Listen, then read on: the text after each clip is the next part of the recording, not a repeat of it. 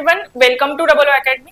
पहा, आरोग्य विभागामध्ये ज्या काही अपकमिंग वेकन्सीज आहेत त्याच्यामध्ये जीएनएम किंवा अधिपरिचारिका म्हणजे स्टाफ नर्स याच्यासाठी पण वेकन्सीज ज्या आहेत त्या येणार आहेत. त्याच्यामध्ये private 50%, staff nurse for private 50% याच्यासाठी क्रायटेरिया काय असणार आहे, त्याच्यासाठी तुमचं एज्युकेशनल क्वालिफिकेशन काय असायला पाहिजे आणि तुम्हाला सॅलरी किती मिळणार आहे याबद्दलची डिटेल इन्फॉर्मेशन जी आहे ती आपण या व्हिडिओमध्ये जाणून घेणार आहोत.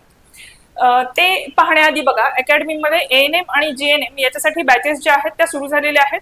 त्यामध्ये जे पण तुमचे प्रिव्हियस इयर क्वेश्चन पेपर आहेत त्याचे डिटेल अनालिसिस तुम्हाला प्रोव्हाइड केलं जातं.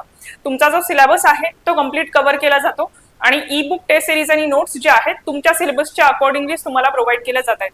या रिगार्डिंग तुमचे काही डाऊट्स आहेत किंवा तुम्हाला बॅच जॉईन करायचे तर तुम्ही कॉन्टॅक्ट करू शकता 8010457760 या नंबरवरती. तर आता आपण जाणून घेणार आहोत अधिपरिचारिका म्हणजे स्टाफ नर्स प्रायव्हेट 50% यांच्यासाठी नक्की क्रायटेरिया काय असणार आहे, कोणतं एज्युकेशन क्वालिफिकेशन असेल तर तुम्ही फॉर्म फिलअप करू शकता याविषयीची इन्फॉर्मेशन. तर बघा, अधिपरिचारिका स्टाफ नर्स प्रायव्हेट 50% याच्यासाठी तुमची जी वेतन श्रेणी आहे ती S13 आहे. 35,400 म्हणजे 35,400 ते 1,12,400 एवढा तुम्हाला बेसिक सॅलरी जी आहे ती मिळणार आहे. आणि याच्यासाठी तुमचे जे एज्युकेशन आहे ते काय असायला पाहिजे बघूयात. Possess a basic bachelor of science म्हणजे नर्सिंगची जी डिग्री आहे, बीएससी नर्सिंग ज्याला आपण म्हणतो, ती डिग्री तुमच्याकडे असणं आवश्यक आहे. पुढे एक स्पेशल नोट त्यांनी मेन्शन केलेली आहे, बघूयात ती काय आहे.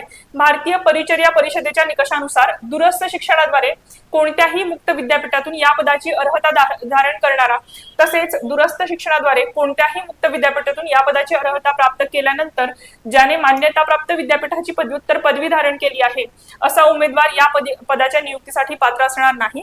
याचा अर्थ तुमचा पोस्ट ग्रॅज्युएशन जर झालेला असेल म्हणजे बीएससी नर्सिंग नंतर, बीएससी नर्सिंग म्हणजे डिग्री जी आहे तुम्ही मुक्त विद्यापीठातून केली आहे आणि त्याच्यानंतर मास्टर्स जे आहे कोणत्याही मान्यताप्राप्त विद्यापीठातून केलेलं आहे तर मात्र तुम्ही या पदासाठी पात्र राहणार नाही. ओव्हर क्वालिफाईड म्हणतात, तुमचं एज्युकेशन या पोस्ट साठी जास्त होईल.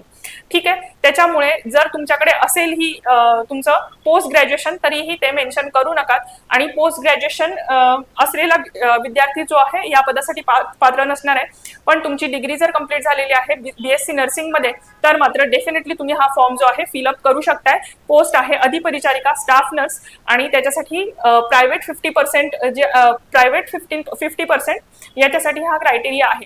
ठीक आहे, याच्यामध्ये बीएससी नर्सिंग हे तुमचं क्वालिफिकेशन पाहिजे आणि अधिपरिचारिका गव्हर्नमेंट 50% याच्यामध्ये मात्र तुम्हाला जनरल नर्सिंग आणि मिडवायफरीचा डिप्लोमा जरी असेल तरी पण फॉर्म फिलअप करता येणार आहे. दोन्हीमध्ये थोडाफार फरक आहे, एकदा चेक करून घ्या. फॉर्म फिलअप केल्यानंतर मला वाटतं फारसा तो एडिट करता येत नाही.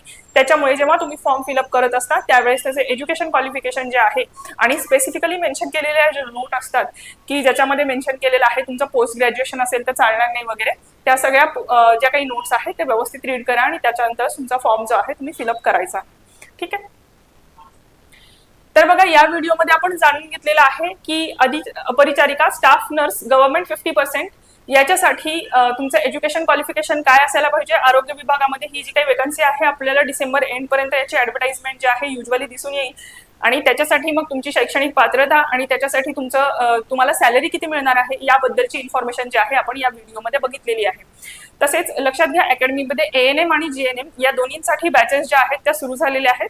या सर्व बॅचेसमध्ये जे पण तुमचे प्रिव्हियस इयर क्वेश्चन पेपर आहेत त्याचे डिटेल अनालिसिस तुम्हाला प्रोव्हाइड केलं जातं. तुमचा जो सिलेबस आहे तो कव्हर केला जातो आणि ई बुक, टेस्ट सिरीज आणि नोट्स जे आहेत तुम्हाला प्रोव्हाइड केले जात आहेत.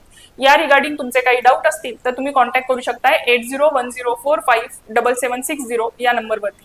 पहा, या चॅनल मार्फत अशाच पद्धतीचे इन्फॉर्मेटिव्ह व्हिडिओज जे आहेत तुमच्यापर्यंत पोहोचवले जातात. त्यासाठी चॅनलला सबस्क्राईब करा आणि व्हिडिओला लाईक करा. थँक्यू.